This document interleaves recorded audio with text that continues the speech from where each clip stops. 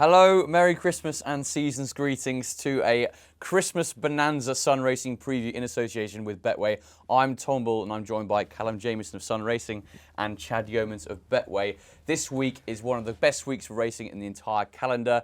Yes, after your Christmas turkey, it's Boxing Day, a true Christmas crackers. We've got the King George, Ladbrokes King George, I should say, as well as the Christmas Hurdle and the Quarto Star Novices Chase. It really is a feast of racing. I can't wait, guys. Callum, let's start with you and the King George. Yep. Thoughts on this? Are you a fan of Cyrname? Are you a fan of Lostintranslation or something else? I mean, it's a hell of a race, isn't it? Yeah, absolutely. The build-up's been a couple of months in the making now. They've more or less all turned up, bar Altior. I'm sure we're going to talk about him possibly a bit later. But yeah, we've got Cyrname versus Lostintranslation. Like you said, that's a big clash. Two of the best horses in training, heading for the rest of the season. In terms of who I'm signing with, I think I'm with Cyrname in the Cyrname camp. He proved me wrong at Ascot. I went with the proven Altior, got proven wrong. I just think he's going to stay this 3 miles around Kempton. I think it'll really suit him. I even think he might get a slightly easy lead out the top. I'm not sure there's going to be much it takes for him. And he jumps for fun, and a track like Kempton suits him down to the ground, absolutely. I think. And Lostintranslation, I think he is a special horse, and going forward, I do think he'll be more likely to pick up more Grade 1s going forward than Cyrname. And sort of Gold Cup wise, I'd be with Lostintranslation there. But I think the King George is such a unique test, and I think that will suit Cyrname a lot better here. Fantastic. Anything else you like in the race? At a bigger price, I think Footpad can't be ruled out. I'm not sure I'd be backing him. And Thistlecrack, I think I might put a few pennies on him just in case, because he's got a terrific record in this race. I know last year's probably wasn't the strongest King George. Des Obeaux one, but he was second, and the year before that he won it really nicely as a novice. I mean, you can't rule a horse out that's come second and first the last 2 years, and his run behind Paisley Park last time showed his engine's still there. If he can put it all together, he tanked through that, didn't he? I don't think he'd be far away. Yeah, I completely agree. Chad, what about you? I think Cyrname was the obvious choice for Harry Cobden, the highest rated horse and whatnot. I'm still unsure about him. Still not a major fan. I know. Really? Yeah, still not a major fan. I know. Go on. You're arguing with the handicapper here, because he's put up to 177. You've got to have something. Go on. Go back through his form. The only 2 times you can be really impressed with him was his last 2 runs. Yeah. 2 out of X amount of runs, 13 runs, whatever. That's not. Just doesn't scream. I mean, he's obviously improving. He's obviously getting better with age. But I'm just still not convinced. Still not fully convinced by him. Unless he wins this, and I can hold my hands up and say, look, he's obviously the horse that I didn't think he was. Does that mean you think possibly Altior wasn't at his best then last time? Altior's an ageing horse anyway. He clearly wasn't at his best. No, that's true. He's not what he was. That's true. No, and Altior not going for this and going for the 2 mile route, I think it's the right decision for Connections. If you owned a horse, what would you want to do? You want to win. He's going to win that race on the 27th, the Desert Orchid. He won't win the King George, or wouldn't have won the King George. What do we think about Altior's defection from the King George? Because obviously Nicky Henderson said he wasn't running because he wasn't right, but then a few days later he's gone out and said, well, we're going to run him in the 2 mile chase because we think he's got a better chance. That's just racing politics, isn't it? That just happens. Yeah. He's bottled it. Did you think? Absolutely bottled it, yeah. No I think they know they're going to win the 2 mile race, or will have a very good chance, and they got beat fair and square by Cyrname. It does sound to me like they don't think they can beat him again. I think Nicky Henderson is a master, don't get me wrong, but this campaign Altior has been an absolute shambles. I think they're making up as they go now. Yeah. I don't think Nicky himself wanted to step Altior up in trip. No, I think agree. A combination of punters and whatnot, and probably the owners as well, sort of forced his hand a bit. And he was already making the excuses before Ascot. He got beat there. He ran okay, but he got beat. And then he says he's not working well. He's not going to run over Christmas, blah, blah, blah. And then a week later, he's entered for a day later. He's not miraculously going to have come good.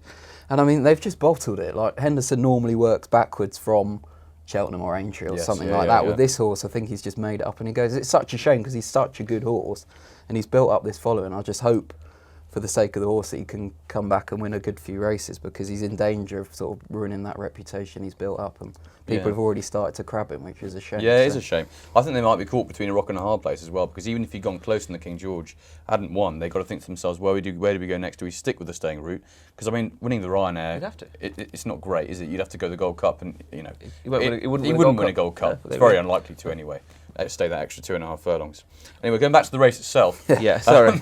I'm going to side with Lostintranslation just because I think he's the real deal. I was so impressed with him in the Betfair Chase last time, and I think it really does take a phenomenal horse to beat Bristol de Mai at his home turf at Haydock in that ground. Obviously beat both Frodon and Ballyoptic Miles. I mean, they were absolutely out of the picture, and that form is very, very strong indeed. He showed at Carlisle that he's got a bit of speed as well. He obviously pings every fence. He's a fantastic jumper. I don't think Kempton will not suit him because he's shown he's got flat track entry. He won last year very well. He'll hopefully be held up for a late challenge, a bit like Des Obeaux probably will be as well. Last year's winner, we should mention him because he beat Thistlecrack in the race last year. This is obviously a tougher race now, but Paul Nicol seems to think he's come on from his down royal run again, which would give him a chance definitely. And obviously Sam Twiston Davis, Sun Racing ambassador Sam Twiston Davis is riding, and he's riding out of his skin at the moment. So you can definitely see him creeping into it with a big chance at the end. When people putting him up each way sort of a week out from the race, you could see that. But now there's only, 6 now? Yes, there's obviously only top 2. I think that angle's sort of diminished now. Whether he can win this, I'm not sure. On Lostintranslation, like you said, he's got a massive chance, don't get me wrong. My only worry with him is that the Betway Chase, he was able to just sort of sit out the back and take it nice and easy. You can't do that. Oh, they're going to go much faster here. He'll be 20 lengths behind. I don't think he'll be that far off the lead. Do you not? They won't give Cyrname an easy lead. No. Cyrname's home course. Of course they won't. Probably won't. They'll sit him behind. They'll sit second, third. And not let Cyrname get too far away because you don't want to lose a King George. I don't think they'll give. I agree. I don't think they'll give Cyrname easily, but I think Aso will be up there with the pace, and I think Thistlecrack won't be far off them either. Footpad as well for Ireland. We've got to mention him because he looked very much back to his best last time at biggest Thurs. loser in the book for us. Is he? Yeah. Oh, that's interesting. Plenty on at fancy prices. Yeah, well, he's been backed in a lot in the recent days for Willie Mullins. He did jump very well last time on his reappearance. He kind of all went wrong for him last year, but he did look back to his best. If you take Duvan out, you must be slightly confident, haven't you? So. Yeah, and the fact they're running him in this race suggests they think a lot of him. I mean, he obviously looked so good in his novice campaign. Yeah. Obviously over shorter trips. He's got to prove over 3 miles a bit, but if he does stay, then he's got to have a big chance, hasn't he? Interestingly, on Footpad, I read a bit earlier today about the Arkle he won. The speed figure and the times they clocked at certain points in the race was too damaging for young horses. So if you look at some of the other horses, Petit Mouchoir, Brain I'm not Power, surprised. I mean, they went off Footpad. the next season, it took them a year to get over it. Now, Brain Power's won a race in America, the Grade 1. Petit Mouchoir finished second last time out in whatever it was, back over in Morgiana. Footpad's come out, so it's just taken them. But apparently the speed figure was... I think St Calvados was in that race too. Incredibly high, won this year, and it took them so long to get over it. Too damaging was the words that I read. So maybe he is back to his best, and if we'd blunted out last season, coming off the back of that novice season, he'd probably be half the price he was. You're absolutely right. I mean, they did go off. I mean, a ridiculous pace in that race, and obviously it was a crazy race. I mean, even though Footpad sat off it a bit, he still had to be going quickly. Still to make up plenty of ground. Exactly. Well, in summary, then, I mean, I'm going to be sticking with Lostintranslation. I wouldn't be at all surprised if Cyrname doesn't come in the top 2. I think he's obviously a very good horse, but this 3-mile trip, he's unproven at this. At least we know with Lostintranslation and with Des Obeaux, they're both going to get the distance, and it can turn into a bit of a stamina test this race, even though it's a flat track. So I'm going to stick with Lostintranslation for the win. Callum? I think Cyrname's the likeliest winner. I don't think I'll back him. I'll probably just have a few quid on Thistlecrack for a laugh, really. Okay, lovely. And Chad? Yeah. I think Des Obeaux for me would be the horse I'd back. If Cyrname wins, I'd back him out. I think he'll win by 5 lengths, or I think he'll win and win comfortably, or he won't win. Okay. But Des Obeaux will be the selection. Des Obeaux, lovely. Excellent. Well, it does promise to be an absolutely fantastic race. Another exciting race we've got on the card is the Christmas Hurdle. Nicky Henderson runs Fusel Raffles, very exciting young hurdler. Won the elite hurdle last time out, beating Grand Sancy. And this is his acid test. He takes on 2 very, very good mares in Verdana Blue and Epatante, as well as the likes of Chittabello, Silver Streak, Getaway Trump, and a few others. It does look between the top 3 in the market, as far as I'm concerned. I do think the 2 mares are the ones to beat, actually. I think Verdana Blue is the highest rated in the race, and she's getting weight, and she won the race last year. Chad, what are your thoughts on this? If the ground was good, soft or better, which it won't be because of the deluge of rain we've had near Kempton where I live. It is drying out though, isn't it? It is drying out, but I'm led to believe we've got more rain coming over the next 48 hours. Okay, well, I agree. If they do get rain, then it does. Good to soft or better. She's probably the best bet of the week of the week. She's miles clear of these. Yes. She doesn't get the credit she deserves. But if it is soft, that does blunt her speed, and that just brings a few others into play. Fusel Raffles clearly smart, clearly got plenty of ability, plenty of talent, but 4-year-olds against these older horses lack a bit of experience on just his 4th start over hurdles, I think it is. Wouldn't be for me at the prices. if he wins this, you've got to say he'll be, 3-4 to 1 for the champion hurdle. It's a terrible champion hurdle this year. I mean, it's massively wide open. And just on that, credit to Not So Sleepy for winning the hurdle at the weekend. Put up by you last week as well. Yeah, absolutely. But Connections now saying they're going to go for the champion hurdle. Absolutely spot on for that. If in such he a wide, won that off 127, didn't he? Yeah, but don't worry about the rains. They're still going up. But for such a wide open race. Silver Street was third in it, 80 to 1 last year. Yeah, no, so I think they should go for it. But coming back to this, Epatante, nice horse. They thought he was a certainty at the festival last year.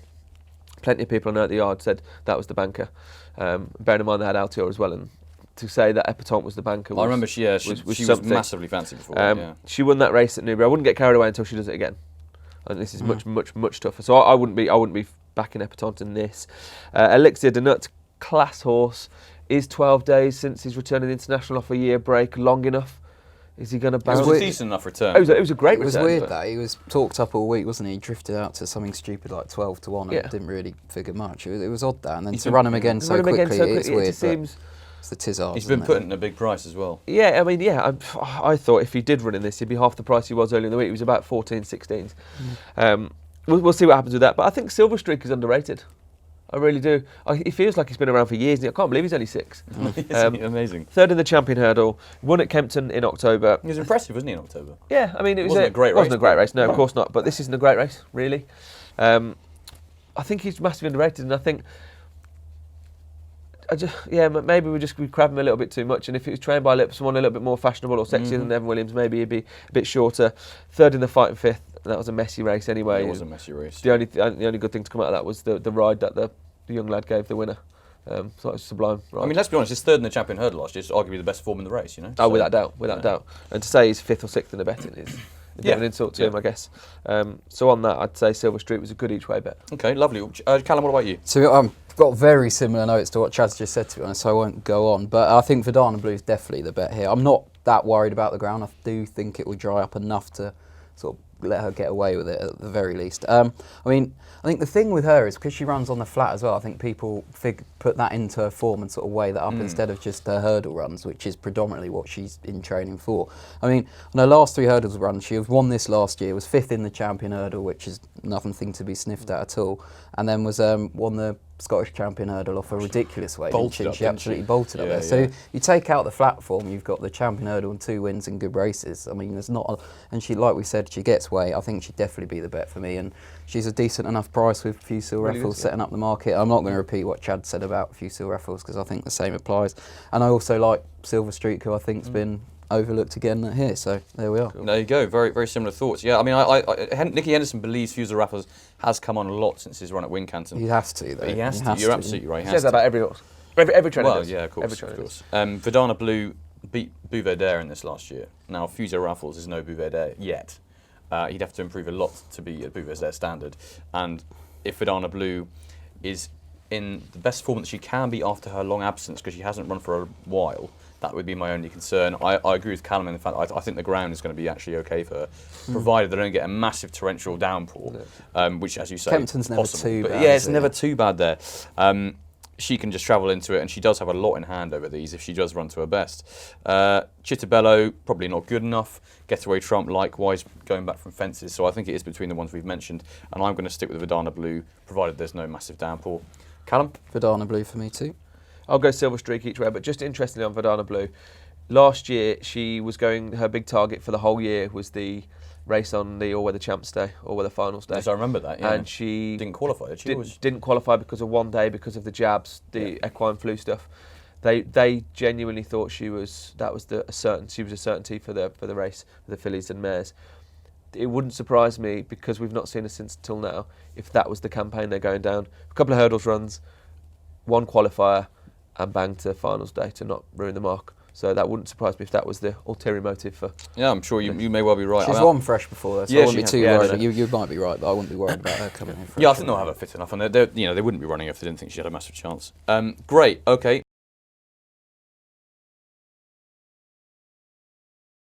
Moving on finally now, at Kempton anyway, to the Quarter Star Novices Chase. This is a very interesting race this year. There's no real star by the look of it, but there's a few in here with unexposed profiles. The Paul Nicholls pair of Master Tommy Tucker and Danny Whizbang both look very exciting horses, having won their starts last time out. Black Op for Tom George. Couldn't quite get the best of Champ last time, but that's still very strong form. Slate House, who put it all together at Huntingdon last time in a novice chase, giving weight away to a pretty smart horse. That looked a very good performance. Those are the kind of the top guys in the market.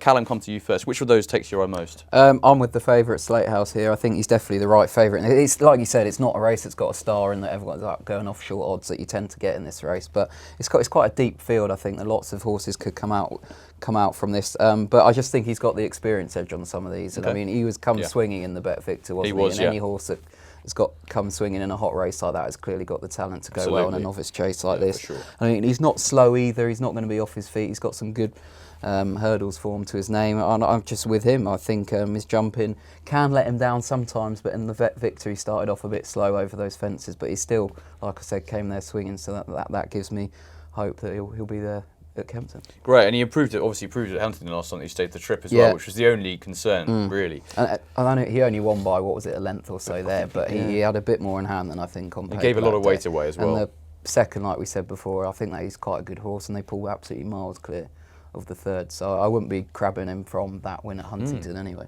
Chad, are you in agreement, or have you got something else you like? Yeah, I am actually. I'm just surprised. 56 grand for the in the prize money, Grade 1. That we never see any Irish horses in this. Yeah, you're absolutely right. I mean, there's always a really competitive. I know Leopardstown and whatnot this week, but you'd think that for that prize money and that it's never a massively deep race. Really, it's never. You normally just get one horse, don't you? Get one horse, yeah, and occasionally. Long runs of this world goes bottoms up, doesn't it? Slate House is the best horse in the race. To me, that's experience-wise was going to win the Bet Victor. That would have been 3 out of 3 for the season. That is the one slight question mark. Is has he had 3 tough enough runs this season, which this side of Christmas you probably want to be having 2 or 3, to be going fresh into your third as opposed to 3 going into your fourth. Black Op, good horse with good form, second behind Champ as you mentioned. For some reason I just can't have him. There's just something about Black Op I just can't. Whether it's the non-reliability thing, I'm not sure. Yeah, he's quite erratic, isn't he? There's something that I can't come to terms with. Master Tommy Tucker, 8-year-old novice. They don't massively win Grade 1s, do they? I do actually like him, and if I put that aside, Paul Nicholls has always waxed lyrical about this horse. Always said he's a really good horse. He has. Harry Cobden's chosen him, so there's plenty of positives. It's just I need to decompartmentalise the fact that he's 8 years old. Age is just a number. He's had 3 runs. Correct, mate. Correct, it is. At a massive price, the Mighty Don. He popped up over hurdles to get placed in some races behind Paisley Park. It's not the most consistent, but it is the kind of race where I can just see him running out of his skin, finishing second, a big price. But I'll leave that one with you. Yeah. Very interesting. Now, if I'm not mistaken, I could well be mistaken, but I think Coneygree won this race as an 8-year-old novice, but I could be wrong. Oh dear. But he might not have been 8. I actually can't remember how old he was. But he definitely won it as obviously a novice before winning the Gold Cup as a novice. I think Master Tommy Tucker may well be in that vein. I think he could be in the same breath as Coneygree. I think he's very, very good indeed. He's not a Gold Cup winner, surely. We'd never know until they prove it. I mean, I think he's the danger for me. I think he's definitely above Danny Whizbang. I think that Newbury race completely fell apart. He won. Yeah, absolutely. I really, really like the way Master Tommy Tucker lost the lead last time and then regained it on the run. He definitely wants to step up and trip already. Absolutely. Too. That was over 2 miles too. Obviously, this is another 6 furlongs and it is a big step up. But I mean, the first time Hood worked well last time. He was very, very lightly raced, very unexposed. He jumped well last time. I could see him getting a decent easy lead, hopefully, and I could see him not being caught. It's a decent race, but it's not a fantastic race. I don't think Slate House by any means sets an insurmountable standard. And Master Tommy Tucker is the one unexposed, progressive horse in the race who I think could be a lot better than some of these. Paul Nicholls is, as you say, waxed lyrical about him for a long time, and he'd be my pick. Of the others, I think Jarvis Play outclassed at Newbury last time. Form of his Chepstow win now, having beaten Reserve Tank, doesn't look the greatest in the world. I mean, he's been beaten since.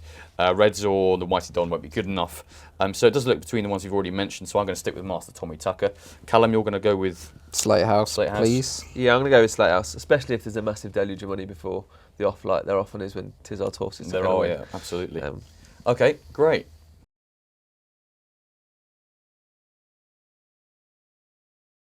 The feast of racing is not just in England, as over in Ireland there are 2 fantastic Grade 1s at both Leopardstown and Limerick. Very exciting horses lining up in these. The Racing Post Novice Chase at Leopardstown sees Fakir Dudery, Larina, Royal Rendezvous and Notebook. 4 very exciting novices take each other on. Fakir Dudery, who last time took advantage of the Sam Crow fall at the final fence, but he still looks very exciting at the fences so far. Larina, who is obviously a wonderful hurdler, very impressive on Chase debut when absolutely thrashing Minella Indo, last year's Albert Bartlett winner. Royal Rendezvous was an easy winner at Turles last time out, and Notebook, who has won both starts of the fences in the style of a very good horse. Just quickly on this one, Chad, Fakir Dudery or Larina? Larina and Callum? I like Notebook. Yeah, fair enough. Sorry, that's fine. Yeah, I love it. I mean, the racing in Ireland is probably better than England. Bar the King George. We could have done a separate video on this, don't get me wrong. But like whatever races these horses are going for in the spring, they're going to be up there favourites. Cheltenham or not, Punchestown, whatever. These are proper horses. Oh, absolutely. And this is a proper Grade 1. So, yeah, 100%. So I like that anyway. Rachel Blackmore on board. Great stuff. And then over at Limerick, we've got the Matchbook Betting Exchange Novice Chase, which sees a Sam Crow take on Forkeen in an absolutely mouth-watering contest. Hopefully both will have safe rounds, and hopefully both will be alongside each other approaching the last, because that'd be something to see. For me, Sam Crow has rediscovered his mojo. I'm just going to go out and say it. I think he's the real deal again. He was so impressive on his debut, and I do think he would have won quite easily last time, actually, beating Fakir Dudery. Obviously, Forkeen Chase debut last time, belted a few, but still came away clear. Very, very smart hurdler. Callum, which one? I think if I was pushed, I'd go Sam Crow, but it wouldn't be a betting race for me. It's just one to like, you can't rule out Forkeen because he hit a few fences. If he jumps well, he's the monster, isn't he? Absolutely. So. Chad? I agree. I agree in principle. Obviously, you've got his champion hurdle winner. He's a class horse, but because of the age thing, obviously I'm very ageist today. I'm going on Sam Crow's side. I do think he'll win. I think he'll win. Lovely stuff. And last but not least, it is the Lucky 15 this week. I'm going to put up Now McGinty in the Welsh National on Friday. I think he stays all day and has got a massive chance for Stuart Edmonds, who's having a rollickingly good season. He got very close to Santini last time out at Sandown, which is a very good performance. I think he's still on a very nice mark. He should love the ground, and I can see him relishing this step up in trip. Chad, I know you like one slightly away from the main fray. Yeah, Chepstow on Thursday, or the 27th, whatever day it is, all days merge into one. Tedham in the handicap hurdle, the 3-mile handicap hurdle, I know. The Cliff horse is back. Oh, I know. But he was placed last time. He was placed last time. He was really well back last time, wasn't he? He was really well back. Shock. Flew up the hill. This is the time. This is the day. This is it, He's guys. well handicapped, but he's becoming one of them. No, of course. He's only had 2 runs this season and flew home both times. He'll be fine. Excellent. Well, that's 2 spots filled. We've got another 2 spots left to fill. Yeah, Callum, looking at you. We'll go to Kempton. It's the big one, isn't it? King George, the obvious place to start with. I think we'll just have to put Cyrname in there and hope he gets out in front. And then Verdana Blue in the Christmas hurdle has to be the bet. We all sort of fancied her, so it makes sense. Yeah, I think she's got a massive chance. Well, hopefully we've given you some winners there, and hopefully you'll have a lovely Christmas and enjoy what promises to be a wonderful week's racing. It always is at both England and Ireland. Enjoy the festive period, and best of luck.